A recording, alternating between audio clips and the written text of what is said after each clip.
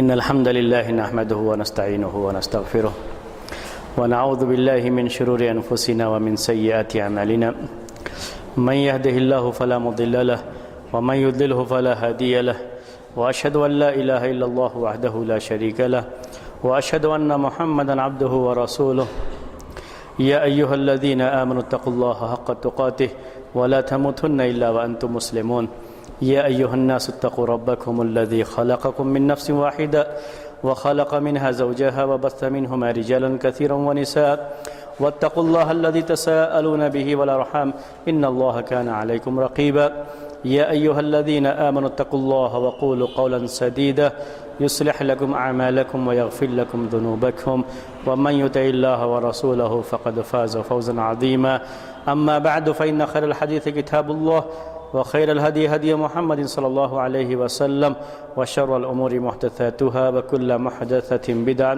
وكل بدعة ضلالة وكل ضلالة في النار۔ محترم بھائیو، اصول حدیث کے سبجیکٹ میں بات ہماری یہاں تک پہنچی تھی کہ عدالت سے راوی کے عادل ہونے سے جو چیزیں تعلق رکھتی ہیں اس میں سے یہ بات آپ کے سامنے آئی تھی کہ راوی کے عادل ہونے کا مطلب یہ ہوتا ہے کہ وہ مسلم ہو، عاقل ہو، بالغ ہو اور فسق اور مروت اس کی جو ہے کوئی چیز اس کے اندر نہ پائی جاتی ہو، اس سے سالم ہو، ان تمام چیزوں سے جو اس کو فاسق بنانے والی ہیں، یعنی فاسق نہیں ہونا چاہیے۔ ایسے ہی جو چیزیں مروت میں آتی ہیں یعنی معاشرے میں وہ چیزیں اچھی سمجھی جاتی ہیں ان کی بھی وہ خلاف ورزی نہ کرتا ہو اور اسلام سے طبعاً اس کا تعلق ہو، تبھی یہ بات آتی ہے۔ اس کے بعد ہم نے اسی سلسلے میں آپ کے سامنے یہ بات رکھی تھی کہ مروہ کسے کہتے ہیں اور کب اس کو مخروم المروہ کہتے ہیں، اور اس سلسلے میں خاص طریقے سے ہم نے بات آپ کے سامنے ابتداع کے بارے میں پچھلے ہفتے رکھی تھی۔ یعنی کوئی شخص اگر بدعتی ہے، اور بدعتی بھی عمل کے لحاظ سے اس زمانے میں نہیں ہوتے تھے بلکہ فکر کے لحاظ سے ہوتے تھے، تھنکنگ جسے کہتے ہیں اس کے لحاظ سے ہوتے تھے، اور اس زمانے کی جو شروع کی بدعات تھیں اس میں سے خوارج اور جو ہے قدریہ، جبریہ، مرجیہ، ان کے تذکرے بھی آپ کے سامنے آئے تھے۔ تو ان لوگوں کے تعلق سے ان کی روایتوں کا کیا حکم ہے، اس سلسلے میں محدثین کی رائے بہرحال اگر ہم دیکھیں تو اتفاق کے طور پر ہم یہ بات کہہ سکتے ہیں کہ محدثین اس کا خیال کرتے تھے کہ اس کا تعلق کس بدعت سے ہے، کیونکہ بعض بدعتیں ایسی تھیں کہ اس بدعت کے ہونے کے باوجود بھی جھوٹ بولنے کا کوئی شبہ نہیں ہوتا تھا کہ یہ کبھی بھی ہم کسی راوی کی حدیث کو کیوں رد کرتے ہیں کہ ہمیں شبہ ہوتا ہے کہیں یہ غلط نہ بول دیا ہو یا غلط نہ روایت کر دیا ہو، اسی شبہ کی بنیاد پر ہم ایسا کرتے ہیں۔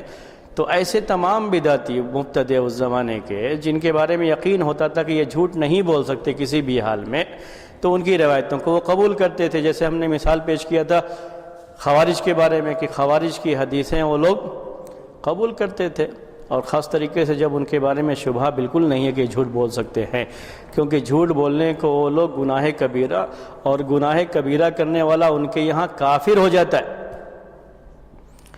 اسلام میں ہی باقی نہیں رہتا ہے، سرے سے کافر ہی ہو جاتا ہے۔ تو ایسے لوگوں کی ظاہر سی بات ہے کہ وہ لوگ ایسا کام کیوں کریں گے جس سے وہ کافر ہو جائیں، تو وہ لوگ بچتے تھے جھوٹ سے، اس لیے ان کی روایتیں قبول کر لیتے تھے۔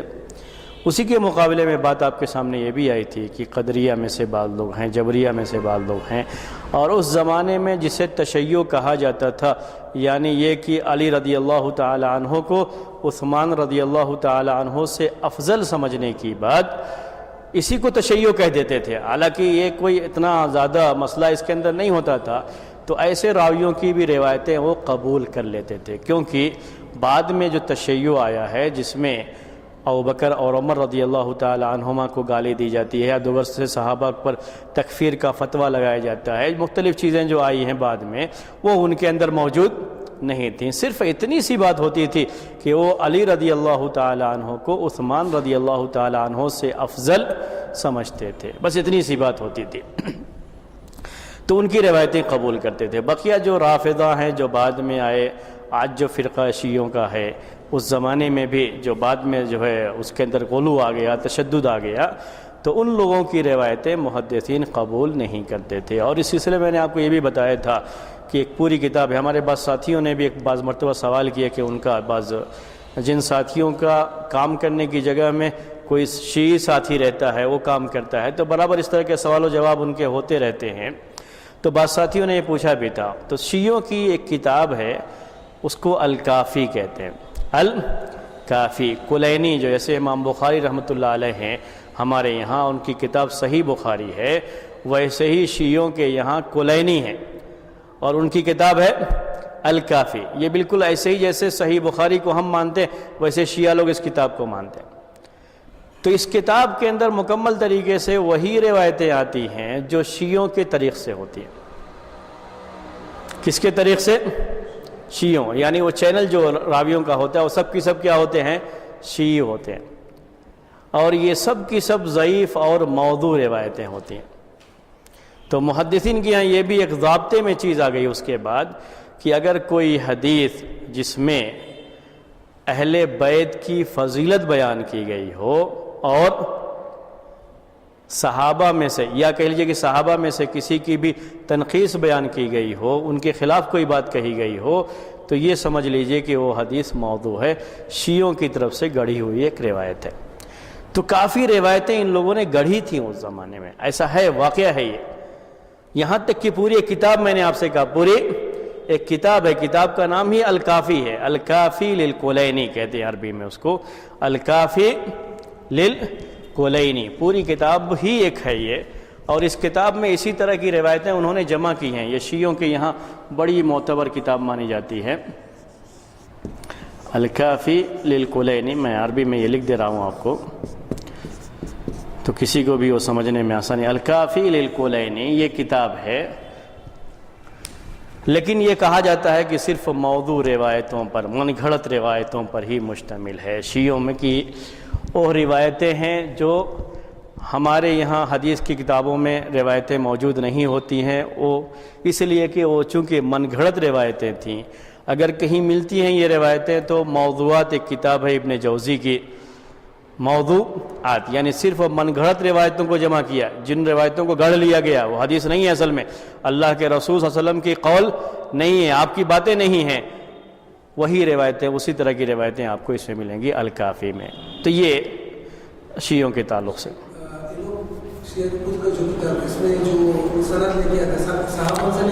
ہاں وہاں تک پہنچتی ہے، اور ان کی جو سندیں ہوتی ہیں اس میں زیادہ تر علی، حسن، حسین ان کے اسی میں سے آئیں گے۔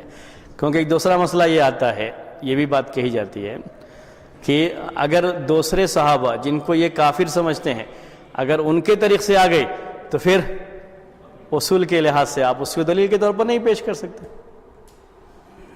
تو ان کی جو سندیں ہوتی ہیں اس میں نام بھی وہی رہتے ہیں، اسی لیے وہ من گھڑت روایتیں ہی ہوتی ہیں، پوری سند بھی ویسے ہی گڑھ لی جاتی ہے، اپنی طرف سے یہ نام گڑھ کر کے پیش کر دیتے ہیں۔ کبھی بھی جو صحیح حدیثیں ہوتی ہیں اہل بیت، اللہ کے رسول صلی اللہ علیہ وسلم کے گھر والوں کی فضیلت کے تعلق سے جو صحیح حدیثیں ہیں وہ موجود ہیں، وہ حدیثی کتابوں میں موجود ہے، اس میں کوئی مسئلہ نہیں ہے، کیونکہ وہ صحیح ہے۔ کبھی بھی ہم کسی صحیح چیز کا انکار بھی نہیں کر سکتے۔ جہاں ہم یہ کہتے ہیں کہ ضعیف اور موضوع روایات کو محدثین نے الگ کیا، وہیں یہ بات بھی ہے کہ ایسے بھی کوشش کی کہ کوئی صحیح حدیث ہم سے چھوٹ بھی نہ جائے، تو صرف اس وجہ سے کہ اس میں اللہ کے رسول صلی اللہ علیہ وسلم کے گھر والوں کی فضیلت ہو یا وہ شیعوں کے مطلب کی چیز ہو سکتی ہے تو اس کو ہم کتاب میں درج ہی نہیں کریں گے، ایسا نہیں ہے۔ جیسے بہت سارے لوگ ایسا سمجھتے ہیں کہ جو ان کے مطلب کی چیزیں تھیں انہوں نے روایت کر دیا، اور جو دوسروں کے مطلب کی چیزیں تھیں وہ حدیثیں نہیں بیان کی، ایسا کہیں بھی نہیں ہے۔ اسی لیے آپ کو صحیح بخاری اور صحیح مسلم میں بعض ایسی بھی احادیث مل جاتی ہیں جسے دلیل کے طور پر کون پیش کرتے ہیں؟ مبتدع لوگ، یعنی صرف شیعہ ہی نہیں اور دوسرے بھی بدعتی لوگ پیش کرتے ہیں کہ دیکھو یہ صحیح بخاری میں حدیث ہے۔ جو حدیث ہے صحیح ہے اس کا انکار بھی نہیں کرتے ہیں، بس یہ ہے کہ اس کا مطلب الگ ہے، اس کا معنی الگ ہے، اور وہ اس کا معنی الگ سمجھتے ہیں، ان کی سوچ الگ ہے، ان کی سمجھ الگ ہے۔ میں آپ کو ایک مثال پیش کرتا ہوں، بعض مرتبہ لوگ یہ سوال کرتے رہتے ہیں، اور یہاں بنگلور میں ہی ایک شیعہ جو کی طرف سے ہی یہ سوال بہت آیا تھا اور لوگ اس کے لیے بہت پریشان ہوتے تھے۔ وہ سوال یہ ہوتا تھا کہ اللہ کے رسول صلی اللہ علیہ وسلم جب حوض پہ ہوں گے، پانی پلا رہے ہوں گے، تو بہت سے لوگ آئیں گے، تو اللہ کے رسول صلی اللہ علیہ وسلم ان کو پانی پلانا چاہیں گے، تو فرشتے ان کو، صحیح حدیث جو ہے، صحیح حدیث ہے، اس میں کوئی شبہ نہیں، صحیح حدیث ہے، ان کو جو ہے ہٹائیں گے۔ تو اللہ کے رسول صلی اللہ علیہ وسلم کہیں گے کہ یہ تو میرے ساتھی ہیں، میری امت کے لوگ ہیں، ان کو کیوں ہٹا رہے ہو، ان کو کیوں ہٹا رہے ہو؟ تو کہا کہ وہ کہیں گے فرشتے کہ آپ کو نہیں معلوم کہ آپ کے بعد انہوں نے کیا کیا ہے، آپ کے بعد کیا کیا انہوں نے، لما احدثوا بعدک، یعنی یہ الفاظ آتے ہیں کہ آپ کے بعد ان لوگوں نے کیا کیا آپ کو نہیں معلوم ہے، اسی لیے ان کو الگ کیا جاتا ہے۔ اب اس کو لے کر کے کس پر فٹ کرتے ہیں؟ صحابہ پر فٹ کرتے ہیں کہ یہ صحابہ نے اللہ کے رسول صلی اللہ علیہ وسلم کے بعد کیا کیا، یہی جو ہے اسی وجہ سے اس میں اسی بات کو بیان کیا گیا، اور یہ دلیل ہے کہ یہ سارے کے سارے لوگ بعد میں کافر ہو گئے۔ وہ حدیث صحیح ہے تو محدثین نے پیش کیا، حالانکہ اس سے دلیل کون پیش کرتے ہیں؟ شیعہ لوگ دلیل لیتے ہیں، اس کو باقاعدہ پیش کرتے ہیں اس کو، لیکن غلط معنی لیتے ہیں۔ اس کا مطلب صاف صاف یہی ہے کہ یا تو یہ کہ وہ امت کے لوگ ہیں جو بعد میں آئے، اللہ کے رسول صلی اللہ علیہ وسلم کو اپنی امت کے بارے میں معلوم ہے، کیونکہ ہر نبی کے ساتھ اس کی امت رہے گی، تو اللہ کے رسول صلی اللہ علیہ وسلم کو بھی اپنی امت کے بارے میں معلوم ہے کہ یہ میری امت کے لوگ ہیں، تو میری امت کے لوگوں میں سے کن لوگوں نے کیا کیا بدعتیں ایجاد کر لی ہیں، اصل یہ بیان اسی کے بارے میں ہے کہ آپ کو نہیں معلوم کہ آپ کے بعد کیا انہوں نے کیا۔ تو بعد میں اللہ کے رسول کا جواب بھی اس میں سوقن سوقن لمن غیر بعدی، کہ ان کے لیے دوری ہو جنہوں نے میرے بعد بدل دیا دین کو۔ تو یہ وہ مبتدع اور بدعتی لوگ ہیں جنہوں نے دین میں بہت ساری ایسی چیزیں ایجاد کر لی جو دین کا حصہ نہیں تھیں، انہی کے بارے میں یہ بات ہے۔ حدیث بالکل واضح ہے اس کے بارے میں، بقیہ صحابہ کرام کے بارے میں یہ چیز فٹ نہیں ہوتی ہے، ان کے بارے میں ہے بھی نہیں۔ یا وہ لوگ جو اللہ کے رسول صلی اللہ علیہ وسلم کے زمانے میں ایمان قبول کیے تھے، اور ابوبکر صدیق رضی اللہ تعالیٰ عنہ جب خلیفہ بنے تو مرتد ہو گئے تھے، تو مرتد ہونے والوں کے بارے میں بھی یہ بات صحیح ہے، لیکن عام صحابہ کے بارے میں یہ بات فٹ نہیں آتی ہے، صحیح نہیں آتی ہے۔ اپنی جگہ پر یہ بات بالکل جو ہے واضح ہے، لیکن اس کو یہ لوگ تمام صحابہ پر فٹ کرتے ہیں، اہل بیت کو چھوڑ کر کے۔ تو اگر محدثین کو ان کی وجہ سے کوئی دشمنی ہوتی، ان کی باتوں کی وجہ سے، یا ان کی وجہ سے ان کو شیعوں سے کوئی دشمنی ہوتی، تو ان حدیثوں کو بھی وہ اپنی کتابوں میں بیان کرتے ہی نہیں تھے صحیح سے، لیکن انہوں نے ایسا نہیں کیا، جو صحیح تھی اس کو بیان کیا ہے۔ یہ الگ بات ہے کہ وہ غلط معنی اس سے لیتے ہیں، اس سے بھی وہ غلط چیزیں لوگوں کے سامنے آتی ہیں، لیکن محدثین نے صرف اس وجہ سے کہ غلط لوگ اس سے دلیل لیتے ہیں اس کو حذف کر دیا ہو، اس کو ضعیف کہہ دیا ہو، موضوع کہہ دیا ہو، ایسا کہیں بھی نہیں ہے۔ صوفیہ کی ایک بہت بڑی دلیل بنتی ہے ایک حدیث، وہ حدیث بھی آپ بہت سنے ہوں گے، یعنی صوفیہ کی اپنے اس کے لحاظ سے جو ان کا حلول کا عقیدہ ہے، حلول سمجھتے ہیں نا، یعنی اللہ تعالیٰ انسان کے اندر حلول کر گیا ہے، تو جو انسان ہے وہی اللہ بھی ہے۔ اتحاد اور حلول دو چیزیں جو صوفیہ کے یہاں اصطلاح کے طور پر پائی جاتی ہیں۔ تو حلول کہتے ہیں یعنی حل فی قطعی، تو جتنی بھی مخلوقات ہیں ہر چیز میں اللہ ہے، وہ یہ بات کہتے ہیں، اس کو حلول کہتے ہیں۔ اس کے لیے ایک بہت ہی وہ صحیح حدیث ہے اور بہت مشہور حدیث ہے، سب کو جو ہے اس کو پیش کرتے رہتے ہیں۔ اللہ کے رسول صلی اللہ علیہ وسلم روایت کرتے ہیں، حدیث قدسی ہے، حدیث قدسی کا بیان بھی انشاءاللہ آگے آئے گا کہ کس کو کہتے ہیں، کہ اللہ تبارک و تعالی کہتا ہے کہ بندہ برابر فرض نمازیں پڑھتا ہے اور نفل کے ذریعے سے میرا تقرب حاصل کرتا رہتا ہے، یہاں تک کہ میں اس کا کان ہو جاتا ہوں، اس کا ہاتھ ہو جاتا ہوں، یاد آ گئی حدیث آپ کو، اس کا پیر ہو جاتا ہوں جس سے وہ چلتا ہے، پھر جب وہ مجھ سے مانگتا ہے تو میں قبول کرتا ہوں، مجھ سے سوال کرتا ہے تو میں اس کو دیتا ہوں۔ وہ ایک لمبی حدیث پوری جو ہے۔ اب اس ٹکڑے کو یہ صوفیہ پکڑ لیتے ہیں کہ میں ہی اس کا کان ہو جاتا ہوں، اس کا جو ہے ہاتھ ہو جاتا ہوں، اس کا مطلب کیا ہو کہ اللہ تعالیٰ حلول کر جاتا ہے۔ اگر اللہ کے محدثین کو ان بدعتیوں سے کسی وجہ سے اس طرح کی دشمنی کی، ان کے تعلق سے جو بھی جس سے دلیل لیتے تو سب کو یہ ضعیف کر دیے ہوتے، کسی دشمنی کی کوئی بات ہوتی تو، لیکن نہیں، چونکہ حدیث صحیح ہے انہوں نے بیان کیا۔ لیکن یہ کہتے ہیں کہ آپ کا اس حدیث سے دلیل لینا یہ صحیح نہیں ہے، کیونکہ حدیث کا یہ مطلب نہیں ہے۔ اگر یہ مطلب ہوتا تو اسی حدیث کے اندر ایسے ٹکڑے پائے جا رہے ہیں جو آپ کی سمجھ کو غلط قرار دیتے ہیں۔ اسی میں آگے کیا ہے؟ جب وہ مجھ سے مانگتا ہے تو میں اسے دیتا ہوں، مجھ سے دعا کرتا ہے تو میں اس کی دعا سنتا ہوں۔ جب وہ خود اللہ تعالیٰ اس میں حلول کر گیا تو پھر دعا کرنے کا معنی کیا ہوا؟ پھر سوال کرنے کا معنی کیا ہوا؟ سوال کرنے کا مطلب تو یہ ہوا کہ یہ الگ ہے اور اللہ تعالیٰ الگ ہے۔ تو اسی حدیث کے اندر جو آخر کے ٹکڑے ہیں ان کے معنی کی نفی کرتے ہیں۔ اس کا مطلب کہ یہاں اس ٹکڑے کا سرے سے یہ معنی ہے ہی نہیں۔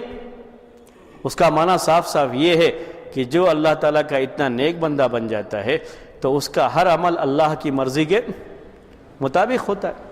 وہ چلتا ہے تو اللہ کے حکم کے مطابق چلتا ہے، پکڑتا ہے تو اللہ کے حکم کے مطابق پکڑتا ہے، سنتا ہے تو جو اللہ کو خوش کرنے والی چیزیں ہیں وہ سنتا ہے۔ یہ چیز ہو جاتی ہے اس کی، وہ اللہ تعالیٰ کا بہت ہی قریبی بندہ بن جاتا ہے۔ یہ بات سمجھ میں آتی ہے، اس سے اس کا ولی بن جاتا ہے۔ تو میں یہ محدثین کے طریقے کو آپ کے سامنے واضح کر رہا تھا کہ بعض لوگ ان کے اس طریقے پر کبھی کبھی اس طرح کے الفاظ سے تبصرہ کرتے ہیں کہ جو حدیثیں ان کے مطلب کی تھیں اس کو صحیح قرار دیا، جو ان کے مطلب کی نہیں تھیں اس کو ضعیف۔ اگر بات ایسی ہی ہوتی تو محدثین نے یقیناً ان حدیثوں کو ضعیف قرار دیا ہوتا جن حدیثوں سے یہ بدعتی لوگ دلیل لیتے ہیں، اور وہ حدیثیں موجود ہیں صحیح حدیث کی کتابوں میں۔ ٹھیک ہے، بات یہ جو ہے مبتدیہ کی تھی۔ اب ہم آگے بڑھیں گے۔ فاسق کی روایت کو بھی محدثین قبول نہیں کرتے۔ یہ باتیں اب تک جو میں نے پیش کی تھی وہ پچھلے درس سے ہی تعلق رکھتی تھیں۔ اب آج کا جو درس ہے وہ کیا ہے؟ فاسق کی روایتیں محدثین قبول نہیں کرتے ہیں، فاسق کی روایتیں قبول نہیں کرتے ہیں، اور فاسق کی روایتوں کو بہت ضعیف قرار دیتے ہیں محدثین۔ ٹھیک ہے، اب آپ سے اس سلسلے میں دو سوال پہلے ہم کریں گے، اس کے بعد ہم اس کو آگے بڑھائیں گے۔ فاسق کسے کہتے ہیں؟ جو ہم نے کہا کہ فاسق کی روایت قبول نہیں کرتے، تو فاسق کسے کہتے ہیں؟ ہاں، کبیرہ گناہ کہتے ہیں کہ جو بھی کوئی کبیرہ گناہ یعنی بڑا گناہ جس سے ہوا ہو اسے فاسق کہا جاتا ہے۔ اسی طریقے سے اگر چھوٹا گناہ بھی ہوا ہو اور چھوٹا گناہ برابر کرتا آ رہا ہے، جس کو کہتے ہیں کانٹینیو، استمرار عربی میں کہتے ہیں، چھوٹا گناہ ہی ہے لیکن برابر کرتا آ رہا ہے، تو چھوٹے گناہ بھی مل کر کے کیا ہو جاتے ہیں؟ بڑے ہو جاتے ہیں۔ اسی لیے عربی میں ایک شعر بڑا مشہور ہے کہ خل الذنوب صغیرہا و کبیرہا فإن الجبال من الحصى، کہ چاہے گناہ چھوٹے ہوں چاہے بڑے ہوں سب کو چھوڑ دو، کبھی بھی چھوٹا گناہ یہ سوچ کر کے یہ چھوٹا ہے نہیں کرنا چاہیے، کیونکہ چھوٹے چھوٹے گناہ مل کر کے ہی کیا ہو جاتے ہیں؟ بڑے ہو جاتے ہیں۔ جیسے چھوٹے چھوٹے کنکڑ مل کر کے پہاڑ بن جاتے ہیں، ایسے ہی گناہوں کا بھی اگر ایک پورا پہاڑ بن جائے تو وہ گناہ بھی بڑا بن جائے گا، اگرچہ کہ چھوٹا ہی کیوں نہ ہو۔ تو چھوٹے گناہ بھی عمل کے لحاظ سے چھوٹے سمجھنا نہیں چاہیے۔ تو فاسق کسے کہتے ہیں عربی میں آپ کو اب اسے بیان کرتا ہوں۔ کہا جاتا ہے عربی میں من ارتکب علی کبیرۃ، من ارتکب کبیرۃ او اصر علی صغیرۃ۔ بہت سمپل سا جو ہے، بہت کم الفاظ میں وہ بیان کرتے ہیں جو ہے عربی میں، من ارتکب کبیرۃ،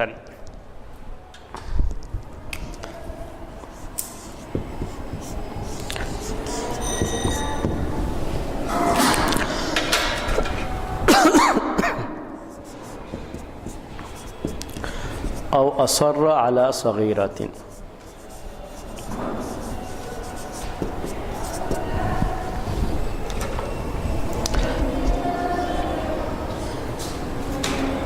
یہ ہے، آپ کبھی بھی اس کو پڑھتے رہیے، اس سے تھوڑا عربی کا بھی فائدہ ہوتا ہے، عربی سیکھنے کا بھی فائدہ ہوتا ہے، اس لیے ہم عربی میں لکھ دیا کرتے ہیں من ارتکب کبیرۃ او اصر علی صغیرۃ۔ دیکھیے من جو ہو، جسے آپ کہتے رہتے ہیں، جو ارتکب ارتکاب کیا، عمل کیا، کبیرتن کوئی بڑا گناہ، جس نے کسی بڑے گناہ کا ارتکاب کیا، کوئی بھی بڑا گناہ کیا، وہ فاسق ہے پہلے. او یا اصر علی صغیرۃ، کسی چھوٹے گناہ کو برابر کرتا رہا، کنٹینیو کرتا رہا، وہ اصر، عربی اردو میں ہم اس کو اصرار کہتے ہیں، یعنی اصرار کرتا رہا، اس پر برابر کرتا رہا. تو چاہے کوئی بڑا گناہ کیا ہو یا چھوٹے گناہ کو برابر کرتا رہا ہو، ایسے راوی کی حدیث کو محدثین قبول نہیں کرتے ہیں، ایسے راوی کی حدیث ان کے یہاں قبول نہیں ہے. یہ پہلا سوال تھا کہ فاسق کسے کہتے ہیں، وہ تو واضح ہو گیا کہ فاسق کسے کہتے ہیں. من ارتکب کبیرۃ او اصر علی صغیرۃ، بالکل آسان لفظوں میں عربی میں، کہ جو بڑے گناہ کا ارتکاب کرے، یعنی کوئی بڑا گناہ کرے یا چھوٹا گناہ مسلسل کرتا رہے، برابر کرتا رہے، اسے فاسق کہا جاتا ہے. ٹھیک ہے. ویسے عربی زبان میں اصل فسق کے معنی ہوتے ہیں خروج کے. عربی میں کہا جاتا ہے الفسق الخروج، یعنی نکلنا. اس کے اصل معنی ہوتے ہیں نکلنے کے. تو فسق کے معنی ہیں نکلنے کے، اصل معنی یہی ہوتا ہے. تو کیوں فاسق کہا جاتا ہے؟ اس لیے کہ وہ اللہ کی اطاعت سے نکل گیا ہے، اللہ کی اطاعت سے نکل گیا ہے، اس لیے اس کو فاسق کہا جاتا ہے. اصل معنی اس کے اندر نکلنے کا ہی ہوتا ہے. عربی زبان میں اس کی بہت سی مثالیں ہیں کہ فسق کے معنی نکلنے کے، اس کے لیے اسے استعمال کیا گیا. تو اللہ تعالیٰ کی اطاعت سے جو بھی آدمی نکلتا ہے اسے فاسق کہا جاتا ہے. یہ بات سمجھ میں آ گئی. ہمارا پہلا سوال تھا کہ فاسق کسے کہ. دوسرا سوال ہمارا یہ ہے کہ کیوں محدثین فاسق کی روایت قبول نہیں کرتے؟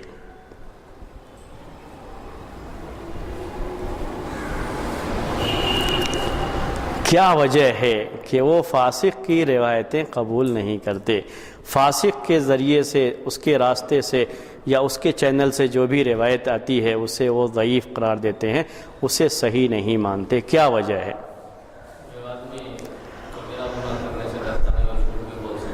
ہاں یہ اس لیے ہاں جی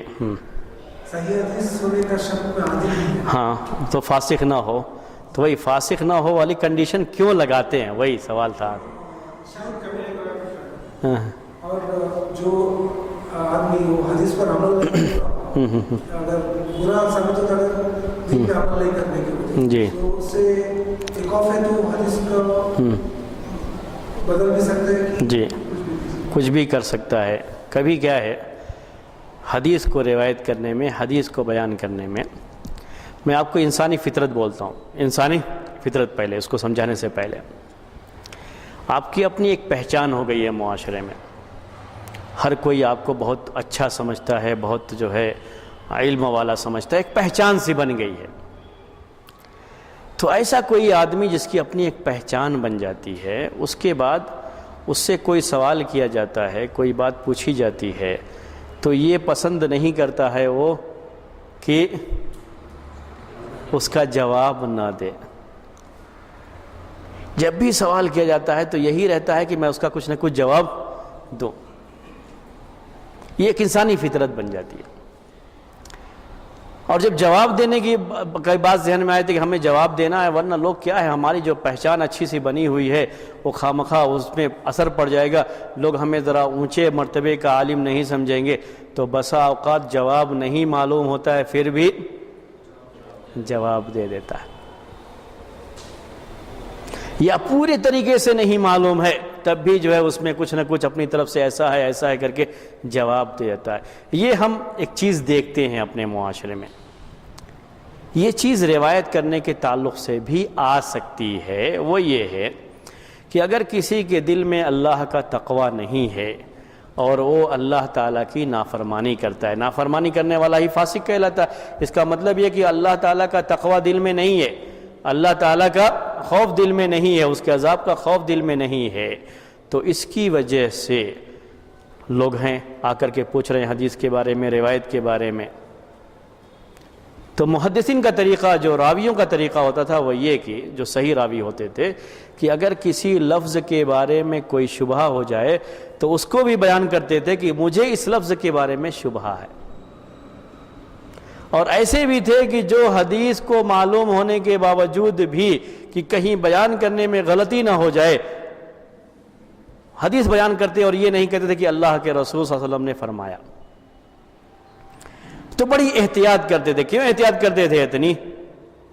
وہ اللہ کا تقویٰ ہے جو انہیں احتیاط کرنے پر مجبور کرتا تھا. تو بڑی احتیاط کیا کرتے تھے. احتیاط کرنے کی مثالیں پہلے آپ کے سامنے آ چکی ہیں شروع میں جو ہے.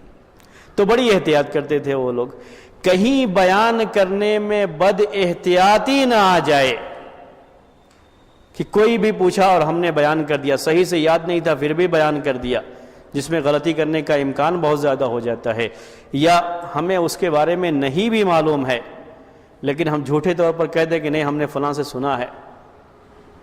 یہ ساری چیزیں اس کے اندر آ سکتی ہیں اگر دل میں تقویٰ نہیں ہے. اس لیے محدثین شرط لگاتے تھے کہ راوی کا عادل ہونا ضروری ہے، اور عادل ہونے میں یہ بات تھی کہ راوی فاسق نہ ہو، ورنہ اگر یہ صرف ہو جائے، فاسق اصل کوئی بھی گناہ کرتا ہے تو فاسق ہو جاتا ہے. ہمیں روایت کے بارے میں صرف جھوٹ کا ہی معاملہ ہے کہ جھوٹ نہ بولتا ہو. بہت سے ایسے فاسق لوگ آپ کو مل جائیں گے جو گناہ باز کرتے ہیں لیکن ساتھ میں بہت سچے ہیں اپنے معاملات میں، اپنے حالات کے لحاظ سے. جھوٹ نہیں بولتے کبھی، ہاں اور گناہ کرتے ہیں لیکن جھوٹ نہیں بولتے.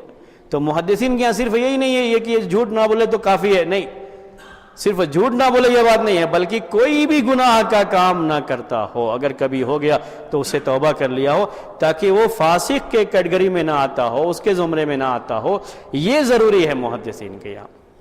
بقیہ جھوٹ بولنے کی بات اس کے بعد ابھی آئے گی. میں نے 5 لکھا تھا، شاید آپ کو اس سے پہلے یاد ہو. آپ کو کتنے لکھے تھے؟ 5 لکھے تھے. اس میں سے ایک فسق بھی ہے، ایک التہمۃ بالکذب بھی ہے اور الکذب بھی ہے، اس کو الگ سے بھی بیان کیا ہے محدثین نے. تو یہاں فاسق سے مراد جھوٹ کے علاوہ دوسرے گناہ بھی اس سے نہ ہوتے ہوں، یہی مقصود ہے. یعنی اتنا بڑا متقی پرہیزگار ہے، ورع اس کے دل میں ہے، تقویٰ ہے کہ کبھی صرف شہرت کی وجہ سے، کسی اور مقصد سے کوئی بات جو سنا نہیں ہے وہ غلط طریقے سے لوگوں کے سامنے بیان نہ کر دے. اس شبہے سے بچنے کے لیے وہ فاسق نہ ہو، یہ قید لگاتے ہیں محدثین. تو بات جو شروع میں آپ لوگوں نے کہی تھی وہی بات صحیح ہے، میں اب اس کو پھر سے دوہرا دے رہا ہوں. وہ کیا ہے؟ فاسق کہتے ہیں جس نے کبھی کوئی کبیرہ گناہ کیا ہو، اگر اس سے توبہ نہیں کیا ہے تو فاسق ہی ہوتا ہے، توبہ کر لے تو گناہ ختم ہوتا ہے اس کا. یا چھوٹا گناہ مستقل کرتا آ رہا ہے، مسلسل کرتا آ رہا ہے تو وہ فاسق ہے. اور اس کے دل میں تقوی کی کمی کی وجہ سے محدثین اس کی روایت کو قبول نہیں کرتے تھے کہ اس سے ڈر یہ ہوتا ہے کہ کہیں شہرت یا کسی اور مقصد سے کوئی غلط بات اس کی زبان سے نہ نکل جائے جو انسان کی فطرت میں داخل ہے. ٹھیک ہے یہاں تک؟ یہ 3 ہو گئے ہمارے سامنے. ہم نے آپ کو جو 5 لکھے تھے اس میں سے 3 ہو گئے. چوتھا اب ہے التہمۃ بالکذب. پرانا جو ہے نکال کر کے دیکھ لیجئے، وہ 5 میں سے ہوگا التہمۃ بالکذب. التہمۃ بالکذب ہے کیا؟ دیکھو، نہیں ہو تو بولو مجھے. ہاں نہیں ہو سکتا ہے کہ میں نے لکھا ہی نہ ہو اور مجھے ایسے ہی یاد ہو کہ میں نے لکھا ہے، اس لیے پوچھ رہا ہوں. اگر نہ ہو تو لکھتا ہوں. ہاں نہیں لکھا ہے.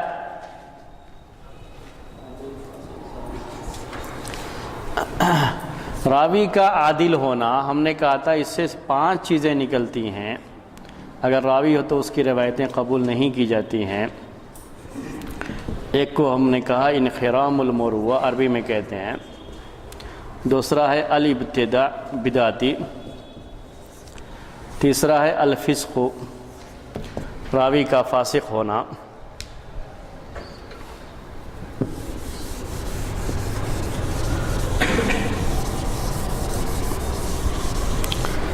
راوی کے عادل ہونے سے، راوی کا عادل ہونا ضروری ہے. اس سے کس طرح کے راوی نکل جاتے ہیں جن کی روایتیں قبول نہیں کرتے؟ ایک ہم نے بتایا انخرام المروہ، جو معاشرے کے رکھ رکھاؤ کا خیال نہیں کرتا ہے. اگرچہ کہ وہ چیز جائز ہے لیکن معاشرے میں اچھی نہیں سمجھی جاتی ہے تو اسے بھی چھوڑ دینا چاہیے. اس کی مثالیں میں نے آپ کو دی تھیں، آپ کو اس سے پہلے وہ پیش بھی کیا ہے میں نے اس کو. بدعتیوں کے بارے میں پیش کیا، اس کی تفصیل بھی آپ کے سامنے پچھلے ہفتے اصل آئی تھی۔ آج ہم نے آپ کے سامنے فسق کے بارے میں بیان کیا۔ اس کے بعد ہے التہمۃ بالکذب،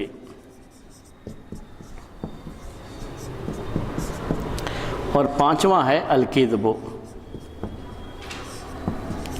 فی الحدیث۔ محدثین کے یہاں اس کا ہی زیادہ تعلق ہوتا ہے، اس لیے ہم ان دونوں کے بارے میں تھوڑی تفصیل آپ کے سامنے آج کے درس میں بیان کریں گے۔ دیکھیے، ہاں، عادل ہونے کی شرط سے، اس کنڈیشن سے کون کون سے راویوں کی روایتیں قبول نہیں کی جاتی ہیں۔ ہاں ہاں، یہ پہلے جو ہے پہلے لکھوایا تھا۔ تو کون سے راوی ہیں جن کی روایتیں ہم قبول نہیں کرتے ہیں، اس کے بعد جو اس میں نہیں آتے ہیں، وہ یہ 5 ہیں۔ دیکھیے، ہو سکتا ہے نہ لکھا رہا ہو پہلے، اسی لیے میں نے پوچھا تھا آپ سے، لکھ دیا ابھی میں نے، یہ ذہن میں رکھیے۔ لیکن 2 پوائنٹس آپ کے گزر چکے تھے پچھلے ہفتے، میں نے بتایا تھا آپ کو، مروت میں کیا چیز آتی ہے؟ وہ چیز جائز ہے شریعت میں، لیکن چونکہ معاشرے میں اسے اچھا نہیں سمجھا جاتا ہے تو ہم اسے استعمال نہ کریں، اس لیے کہ معاشرے میں اسے اچھا نہیں سمجھا جاتا ہے۔ تو اس کی بھی پابندی کرے راوی، جو حدیث کا راوی ہے وہ معاشرے میں بڑا اچھا اور شریف آدمی مانا جاتا ہو، اس کا بھی لحاظ کرنا چاہیے۔ وہ انخرام المروءہ کہلاتا ہے۔ میں آپ کو مثالیں بھی دیا تھا، جیسے فرض کر لیجئے ہندوستان میں ہم رہتے ہیں، ہندوستان میں رہنے کے لحاظ سے لباس اسلام میں کوئی بھی پہنے آپ جائز ہے، بس اس کی کچھ کنڈیشن ہے۔ لباس سطر کو چھپانے والا ہو، لباس شہرت والا نہ ہو، لباس مرد کا ہے تو ٹخنے کے اوپر ہو، مطلب اس کی کچھ کنڈیشن ہے، لیکن لباس کوئی بھی ہو آپ پہن سکتے ہیں۔ لیکن اگر کوئی خاص لباس معروف ہے کہ اس علاقے میں یہ لباس ڈاکو لوگ ہی پہنتے ہیں، تو وہ لباس اگر کوئی پہنے کی تو جائز ہے، کوئی بھی لباس پہن سکتے ہیں۔ تو یہ کس میں آتا ہے؟ جی، مروت کے خلاف ہے یہ۔ اگر ایسا بھی کچھ کرتا ہے تو محدثین ایسے راویوں کی روایتوں کو لینے میں اجتناب کرتے تھے۔ الکذب فی الحدیث، دیکھیے الکذب فی الحدیث ابھی آئے گا اس کے بارے میں آپ کو صرف دہرانے کے لیے کہہ رہا ہوں کہ پچھلے ہفتے یہ آیا تھا آپ کو انخرام المروءہ کا، کہ چیز اس میں انخرام المروءہ میں کیا ہے؟ جائز ہوتی ہے، لیکن معاشرے میں اسے اچھا نہیں سمجھا جاتا ہے، اس ماحول میں اسے اچھا نہیں سمجھا جاتا ہے، تو اس ماحول میں اسے بھی چھوڑ دیا جائے گا، اس کو استعمال نہیں کیا جائے گا، اگرچہ کہ وہ جائز ہے شریعت میں۔ اس میں یہ نہ سمجھیے گا کبھی بھی کہ کوئی جائز چیز جو شریعت میں بہتر بھی مانی جاتی ہے، لیکن چونکہ دوسرے لوگ ایک حرام چیز کو اچھا سمجھتے ہیں تو معاشرہ جس کو اچھا سمجھتا ہے اس کو ہم استعمال کریں گے، یہ مطلب نہیں ہوتا ہے۔ معاشرہ اچھا سمجھتا ہے لیکن وہ حرام ہے تو حرام ہے، اس کا مسئلہ نہیں ہے اس کے اندر۔ یہاں صرف 2 جائز چیزوں کے بارے میں بات ہوتی رہتی ہے کہ دونوں چیزیں جائز ہیں، ایک جس کو معاشرہ اچھا سمجھتا ہے اور ایک جس کو معاشرہ اچھا نہیں سمجھتا ہے، تو جس کو اچھا نہیں سمجھتا ہے اس کو چھوڑ دیں گے، اگرچہ کہ وہ چیز جائز ہے۔ یہ حرمت کے تعلق سے بات نہیں آتی اس میں کبھی بھی۔ بدعتی کی روایت قبول کریں گے یا نہیں کریں گے، اس کے بارے میں بھی تفصیل پچھلے ہفتے آپ کے سامنے کافی آ چکی ہے۔ اگر کوئی نہ رہے ہوں پچھلے ہفتے تو وہ یوٹیوب میں جیسا کہ یہ لوگ ڈال دیا کرتے ہیں تو اس میں وہ دیکھ لیں گے، مراجعہ کر لیں گے۔ کچھ باتیں میں نے آج بھی پیش کی تھیں۔ فسق کے بارے میں بات ابھی آپ کے سامنے آ رہی تھی کہ فاسق کی روایت محدثین قبول نہیں کرتے ہیں، یہ ڈر ہوتا ہے کہ چونکہ اللہ کا تقوی دل میں نہیں ہے تو کہیں اس کی وجہ سے، شہرت کی وجہ سے، کسی اور مقصد سے کوئی روایت جو اچھی طرح سے اس کو یاد نہ ہو اسے پیش کر دے اور غلطیاں کرے، اس کی وجہ سے وہ لوگ فاسق کی روایت کو بھی قبول نہیں کرتے تھے۔ اس میں جھوٹ کا معاملہ ابھی بھی نہیں آیا۔ اب جھوٹ کا معاملہ یہ آخر میں 2 میں آتا ہے۔ آخر کا 2 پیش کرنے سے پہلے یہ بات آپ کے سامنے واضح کر دوں کہ یہ آخر کے جو 2 سبب ہیں یہ اس میں داخل ہوتے ہیں کہ اس میں الفسق میں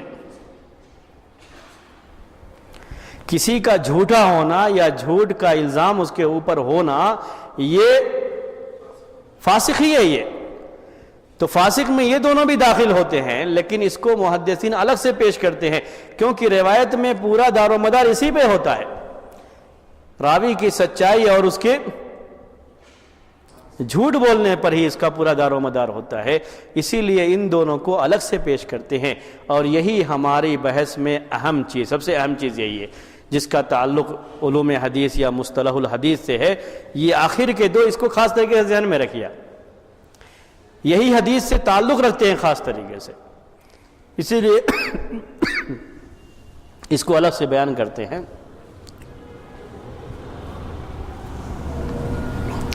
تو ان دونوں کے بارے میں اب دیکھیے، التہمۃ بالکذب، التہمۃ بالکذب کسے کہتے ہیں؟ تہمت الزام، اردو میں ہم کہتے ہیں الزام، اس کو اگر آپ کو کہنا ہو تو کیا کہیں گے آج کی زبان میں؟ ہاں، کسی بھی شخص پر کوئی الزام ہوتا ہے، پہلے ہوتا ہے آدمی مجرم نہیں ہوتا ہے بلکہ اس کے اوپر الزام ہوتا ہے، اگر الزام ثابت ہو جائے تب وہ مجرم بنتا ہے، تو یہ اوپر والا جو ہے وہ الزام ہے صرف، ابھی اس کو عربی میں تہمت کہتے ہیں، تہمت یعنی اس کے اوپر اس چیز کا الزام ہے، ٹھیک ہے، ثابت ہے بول کے یہ بات نہیں ہے بلکہ کیا ہے؟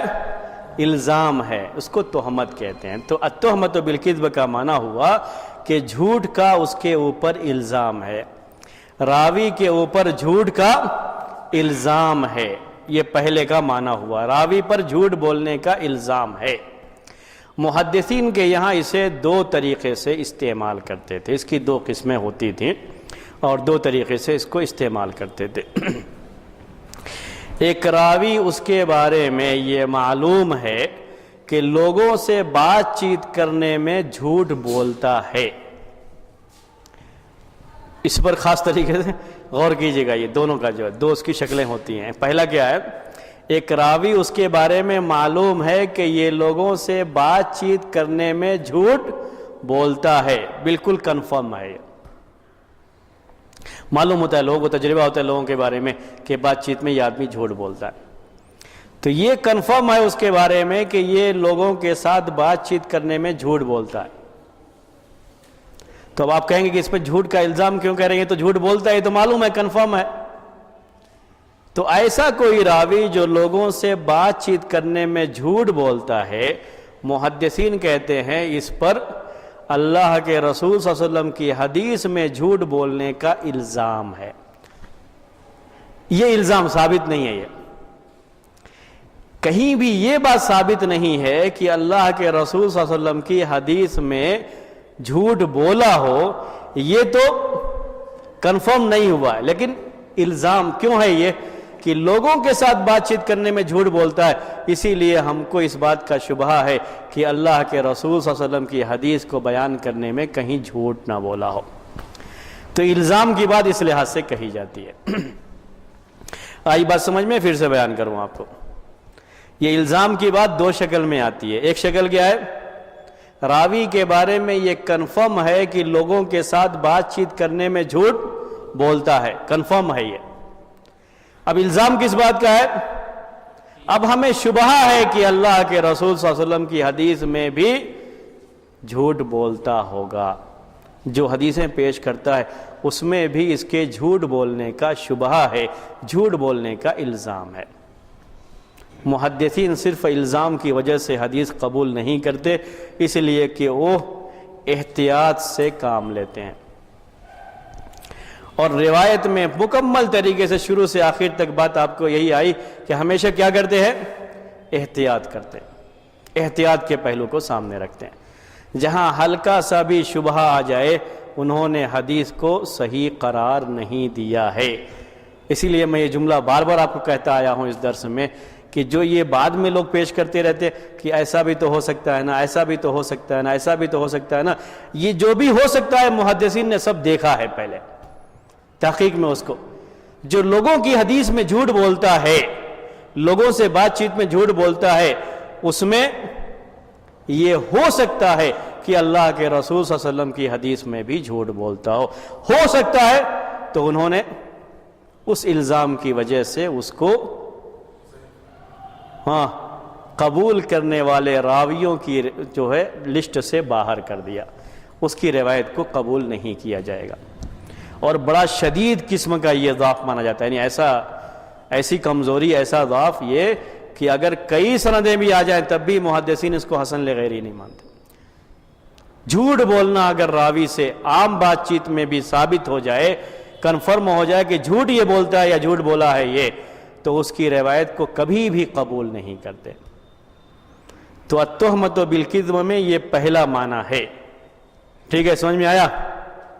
یعنی لوگوں کی بات چیت میں جھوٹ بولنا کنفرم ہے، ثابت ہے، لیکن اللہ کے رسول صلی اللہ علیہ وسلم کی حدیث کو بیان کرتے ہوئے کبھی جھوٹ بولا تھا اس کا کوئی پروف نہیں ہے، لیکن شبہ ہے کہ جھوٹ بول سکتا ہے۔ ٹھیک ہے، دوسرا کیا ہے اس کا؟ دوسرا یہ ہے، ایک حدیث ہے ہمارے پاس جو حدیث اپنے متن کے لحاظ سے، سند اور متن کی بات بھی پہلے آ چکی ہے آپ کو، متن جو الفاظ آخر میں آتے ہیں کہ اللہ کے رسول صلی اللہ علیہ وسلم نے فرمایا یا کیا، وہ متن کہلاتا ہے، اور جو یہ سند جو ہے، جو یہ چین ہوتا ہے راویوں کا جو سلسلہ ہوتا ہے، اسے جو سند کہتے ہیں۔ حدیث کا متن یہ چیخ چیخ کر کے کہہ رہا ہے ہم سے کہ یہ حدیث صحیح نہیں ہو سکتی، یہ من گھڑت اور موضوع حدیث ہے۔ حدیث کا یہ متن بتاتا ہے کہ یہ من گھڑت ہے۔ اب یہ بھی بات آپ کو واضح ہو جائے گی کہ محدثین سند کو دیکھنے کے بعد ہی یہ حدیث پر حکم لگاتے ہیں، ایسا بھی نہیں ہوتا ہے۔ متن کو دیکھ کر کے بھی حکم لگاتے ہیں، وہ متن کو بھی دیکھ کر کے حکم لگاتے ہیں کہ حدیث صحیح ہے یا نہیں۔ تو متن کو دیکھ کر کے یہ حکم لگ گیا کہ حدیث یہ من گھڑت ہے، یہ اللہ کے رسول صلی اللہ علیہ وسلم کا بیان ہو ہی نہیں سکتا ہے، ایسی بات ہے کہ یہ ہو ہی نہیں سکتی، یہ بیان ہو ہی نہیں سکتا، ایسا کہا ہی نہیں جا سکتا۔ یہ معلوم ہے کہ یہ من گھڑت روایت ہے۔ اب اس کے بعد کس نے حدیث کو گڑھا ہے؟ اس حدیث کو گڑھنے والا، یعنی یہ جھوٹی روایت اصل بیان کرنے والا کون راوی ہے؟ اب اس کے بعد اس پورے چین کو، پورے سلسلے کو، پورے سند کو دیکھتے ہیں۔ جب اس کو دیکھیں گے تو ان کو لگتا ہے کہ اس میں جتنے بھی راوی بیان کیے گئے ہیں سب کی سب بالکل ثقہ ہیں، یعنی قابل اعتماد ہیں، سوائے ایک کے، سوائے ایک کے۔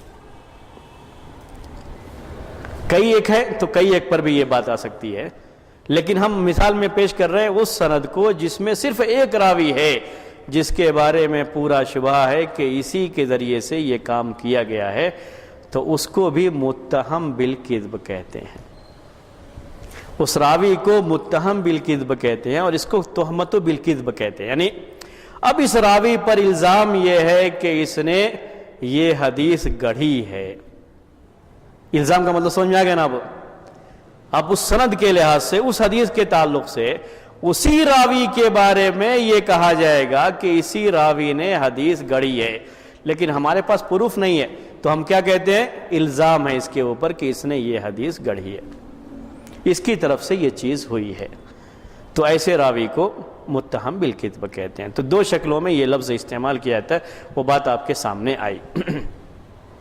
دوسرا میں پھر سے آپ کو بیان کرتا ہوں، ٹھیک ہے؟ دوسرا پھر سے آپ کو بیان کرتا ہوں، پہلے تو آپ کو سمجھ میں آیا۔ دوسرا یہ کہ ہم متن کے لحاظ سے ہم نے دیکھا کہ حدیث بالکل کیا ہے؟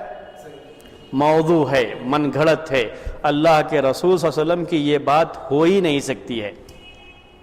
ایسی بات ہے کہ وہ بات کبھی بھی اللہ کے رسول صلی اللہ علیہ وسلم بیان کر ہی نہیں سکتے ہیں۔ آگے چل کر کے اس کی علامتیں کچھ آئیں گی جس سے کہا جاتا ہے کہ یہ حدیثیں موضوع ہیں۔ صرف متن دیکھ کر کے محدثین کہتے ہیں کہ یہ حدیث موضوع ہے، من گھڑت ہے۔ حدیث موضوع ہے یہ تو کنفرم ہے، لیکن کس نے یہ حدیث گڑھا ہے اس کا پتہ لگانے کے لیے سند کو دیکھتے ہیں۔ سند میں راویوں کو دیکھا تو ہر راوی اپنی جگہ پر بالکل پرفیکٹ نظر آیا، یعنی ثقہ راوی ہے، سوائے ایک راوی کے، سوائے ایک راوی کے۔ تو محدثین کے اصول کے لحاظ سے اسی راوی پر اس حدیث کے گڑھنے کی تہمت لگائی جاتی ہے۔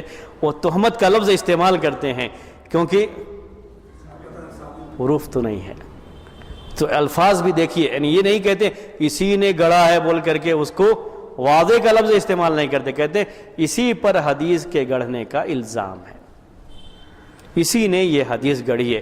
تو الفاظ بھی استعمال کرنے میں محدثین بہت احتیاط سے کام لیتے ہیں۔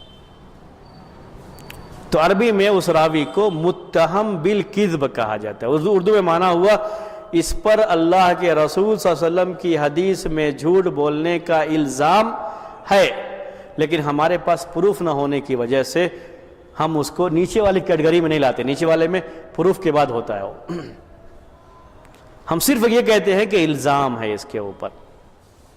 اس راوی کی دوسری روایات بھی محدثین اس کے بعد قبول نہیں کرتے، کہتے اس راوی پر اللہ کے رسول صلی اللہ علیہ وسلم کی حدیث میں جھوٹ بولنے کا الزام ہے، اور جس کے اوپر ایسا الزام ہو اس سے دوسری روایتیں بھی لی نہیں جا سکتی ہیں، قبول نہیں کی جا سکتی ہیں۔ دوسرا سمجھ میں آیا؟ یا نہیں تو میں اور بھی جو ہے آپ کو رک کر کے آرام سے جو ہے میں سمجھا کر کے آگے بڑھوں گا، مجھے کوئی جلدی نہیں، میں چاہتا ہوں کہ یہ اچھی طرح سے آپ سمجھ جائیں بس۔ تو یہ دو شکلیں تہمت و بالکذب کی ہوتی ہیں۔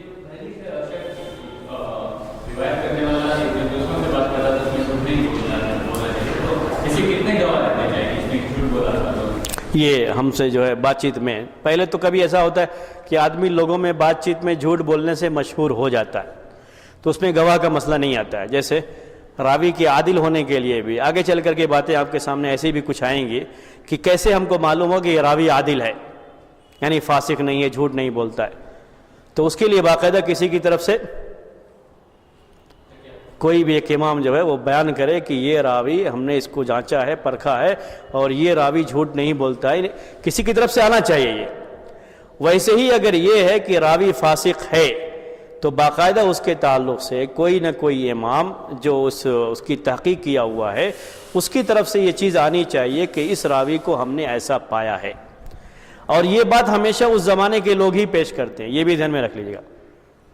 یعنی میں آج بیٹھ کر کے یہ فیصلہ نہیں کر سکتا کسی بھی راوی کے بارے میں کہ یہ راوی فاسق تھا یا فاسق، اسی زمانے کا کوئی شخص جو بڑا اعتماد والا شخص ہوتا ہے، جس کا جو ہے عادل ہونا بالکل سب کو معلوم ہوتا ہے، وہ بیان کرتا ہے کہ ہم نے اس کے بارے میں تحقیق کیا تھا تو یہ فاسق تھا، یہ لوگوں کے درمیان بات چیت کرنے میں جھوٹ بولتا تھا۔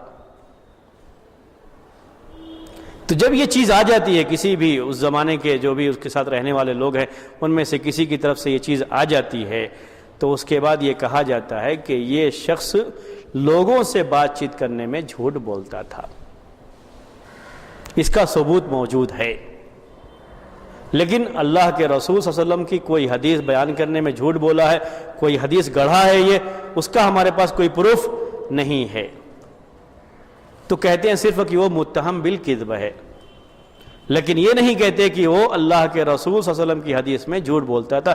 احتیاط کرتے ہیں الفاظ کو استعمال کرنے میں بھی، ٹھیک ہے۔ تو بات تھی التہمت بالکذب کے تعلق سے۔ پھر آپ کو میں ایک مرتبہ دہراتا ہوں، آپ کے ذہن میں بات بیٹھ جائے۔ کہا میں نے آپ سے کہ اس کی دو شکلیں، دو قسمیں ہوتی ہیں۔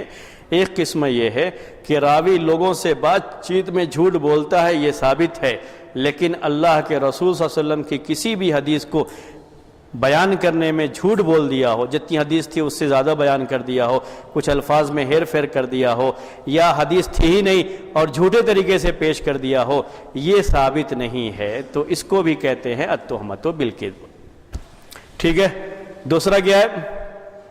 حدیث ایک ہمارے پاس ہے جو بالکل من گھڑت روایت ہے، حدیث کا متن یہی بتاتا ہے کہ حدیث یہ موضوع ہے، لیکن کس نے گڑھا ہے اس کے بارے میں کوئی کنفرم بات نہیں ہے۔ اس حدیث کی سند کو دیکھتے ہیں تو ایک راوی ہمیں ایسا ملتا ہے جس پر ہمیں شبہ جاتا ہے کہ گڑھنے والا یہی راوی ہے، اسی راوی کو متہم بالکذب کہہ دیا جاتا ہے۔ یہ چوتھی جو ہے ہوئی۔ اب آخری جو دیکھیے، آج ہم کو ختم کریں گے اس کو، الکذب فی الحدیث۔ اس کا مطلب ہوتا ہے کہ اس راوی کے بارے میں یہ بات ثابت ہے کہ وہ حدیث بیان کرنے میں جھوٹ بولتا ہے، کنفرم ہے، پروف ہے باقاعدہ اس کا کہ حدیث گڑھتا ہے یا حدیث بیان کرنے میں جھوٹ بولتا ہے، بالکل کنفرم ہے۔ یہ آخری نمبر پہ آتا ہے الکذب فی الحدیث۔ سب سے شدید قسم کا جرح راوی کے بارے میں یہی ہے کہ اس کے بارے میں یہ کنفرم بالکل پروف کے ساتھ یہ کہہ دیا جائے کہ یہ حدیثیں گڑھتا تھا، حدیثوں میں جھوٹ بولتا تھا۔ بڑا شدید قسم کا جرح کہلاتا ہے عربی زبان کے لیے محدثین کے یہاں تک کہ اگر کسی راوی سے یہ ثابت ہو جائے کہ یہ حدیث بیان کرنے میں جھوٹ بولتا تھا تو اس کی روایت پھر کبھی قبول نہیں کرتے ہیں۔ یہ تو کوئی بھی سمجھ سکتا ہے اس چیز کو۔ حدیث کا وضع کرنا، گڑھنا کسی راوی کے بارے میں پروف ہو جاتا ہے کہ اس نے کبھی گڑھا ہے حدیث کو یا جھوٹی روایت بیان کیا ہے، تو اس کی روایت قبول نہیں کریں گے۔ اس میں تو کسی کو کوئی بھی کنفیوژن ہو ہی نہیں سکتا۔ ایک مسئلہ اس سلسلے میں آتا ہے، وہ مسئلہ ہے خاص طریقے سے جو ہم پیش کر رہے ہیں اور آپ کو یاد رکھنا چاہیے، وہ ہے اس سے محدثین کی احتیاط بھی آپ کو سمجھ میں آئے گی کتنا احتیاط کرتے تھے۔ وہ مسئلہ یہ ہے، اگر کسی نے حدیث میں جھوٹ بولا ہے، یہ تو پروف ہے، یہ کنفرم ہے کہ حدیث کبھی اس نے غلطی سے وضع کیا تھا، ایسا ثابت ہے، پھر توبہ کر لیا، اس نے باقاعدہ آ کر کے یہ کہا، فاسق ہے، توبہ کر لیا، اس کی روایت قبول کی جاتی ہے توبے کے بعد،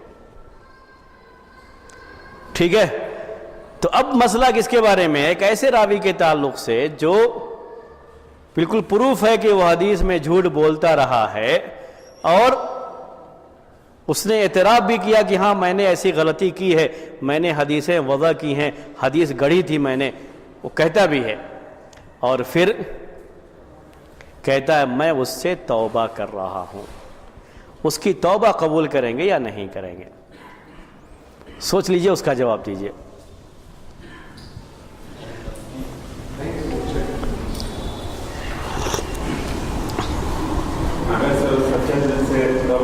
ہاں بالکل، اسی پر سچے دل سے توبہ کر رہا ہے وہ، اور ہم کو دل کی بات نہیں معلوم ہوگی، اس کی زبان سے، اور زبان سے کہہ رہا ہے میں بالکل سچے دل سے توبہ کر رہا ہوں۔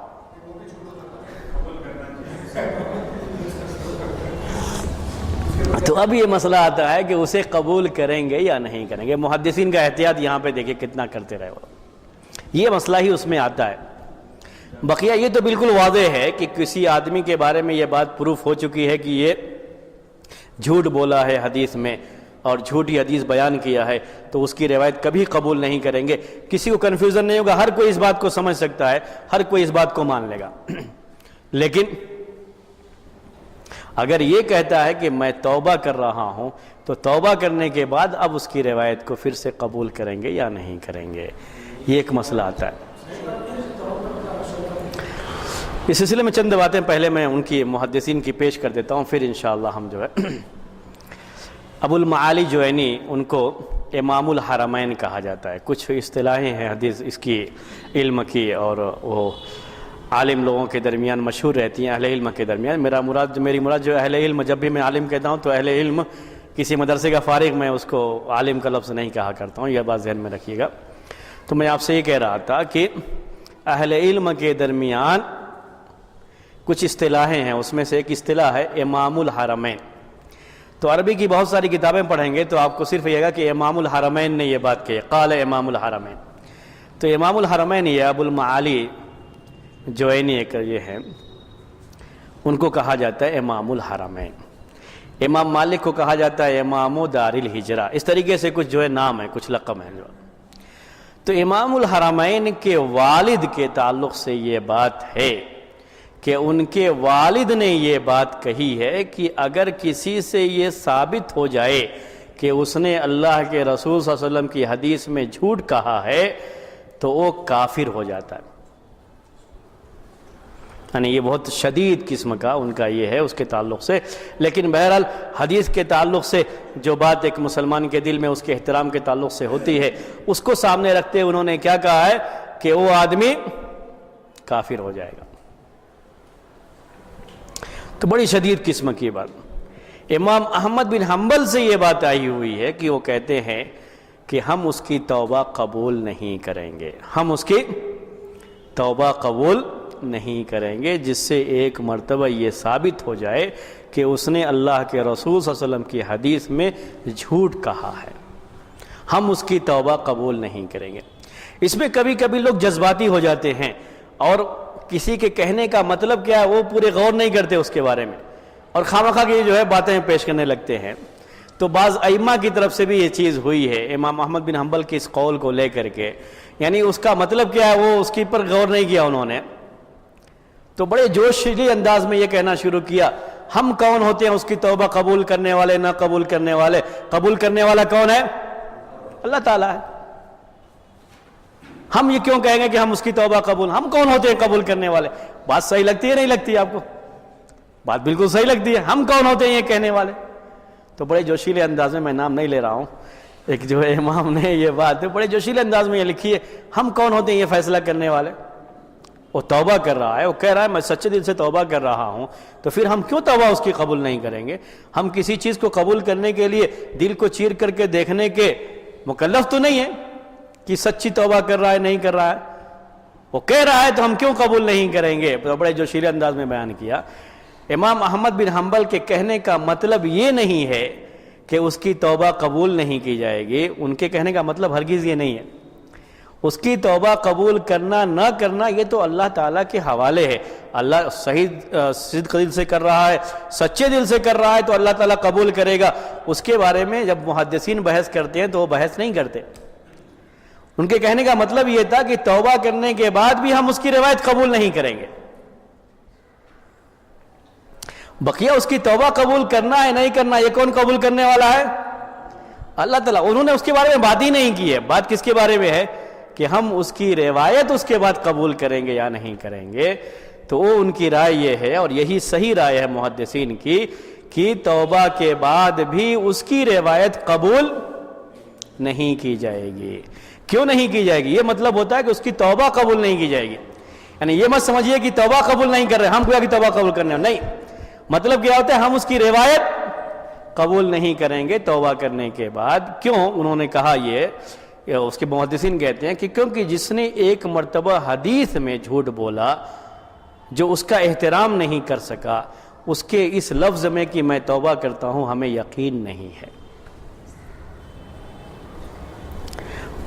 شبہ ہے، احتمال آیا نا، مگر جہاں بھی احتمال آتا ہے محدثین اس کو چھوڑ دیتے ہیں۔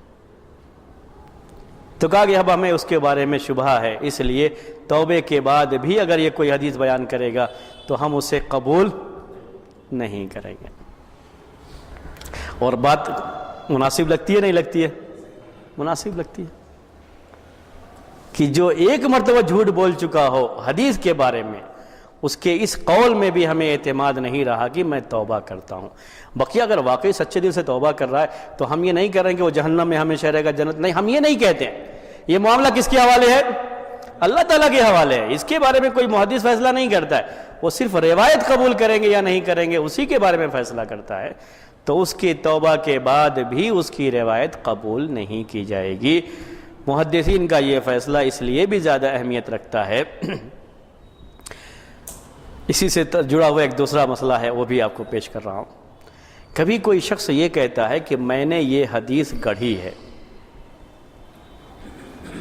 کوئی شخص آ کر کے یہ کہتا ہے کہ میں نے یہ حدیث اپنی طرف سے گڑھ کر کے اللہ کے رسول صلی اللہ علیہ وسلم کی طرف نسبت کر کے پیش کر دیا، پوری سند اور پورا متن میں نے گڑھا ہے اس کو، یعنی حدیث میں جھوٹ بولنے کا اعتراف کرتا ہے وہ آ کر کے۔ اس کی بات مانیں گے یا نہیں مانیں گے؟ یعنی اس کے کہنے کی وجہ سے اس حدیث کو موضوع مانیں گے یا نہیں مانیں گے؟ بولیے آپ۔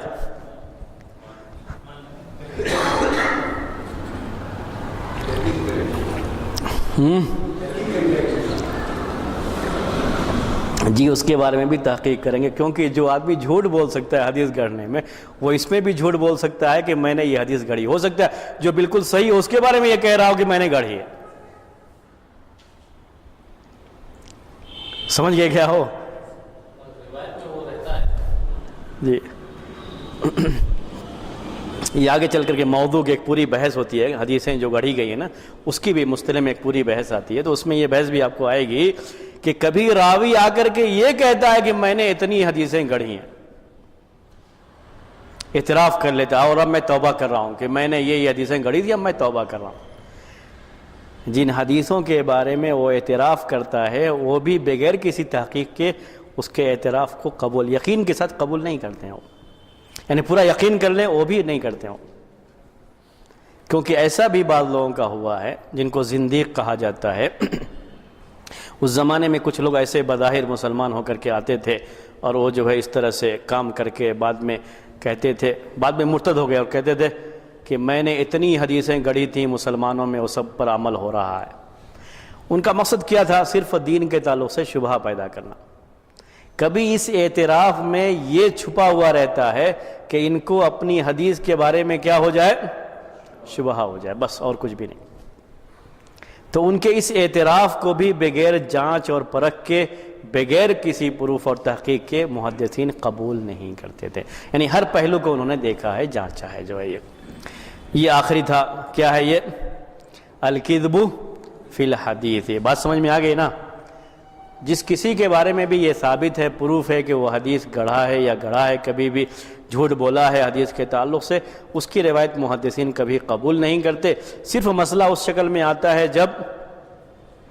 جب وہ توبہ کرے، آ کر کے یہ اعتراف کرے کہ اب میں توبہ کر رہا ہوں، میں نے ایسا کیا، مجھ سے غلطی ہوئی، میں توبہ کر رہا ہوں، اس کے بارے میں آ کر کے مسئلہ آتا ہے۔ لیکن صحیح بات یہی ہے کہ محدثین اس کی توبہ قبول نہیں کرتے۔ توبہ قبول کرنے سے ان کی مراد کیا ہے؟ کہ توبے کے بعد بھی اس کی روایت قبول نہیں کرتے ہیں، کیونکہ جس نے ایک مرتبہ حدیث میں جھوٹ بولا ہے اس کے توبے کے بارے میں بھی شبہ ہوتا ہے کہ وہ توبہ صحیح کر رہا ہے یا لوگوں کو دھوکہ دینے کے لیے ایسا کہہ رہا ہے کہ میں توبہ کر رہا ہوں۔ آج کا درس یہیں پہ آرام دیں گے، ہاں دوسرا اب جو ہے شروع کریں گے، ٹھیک ہے؟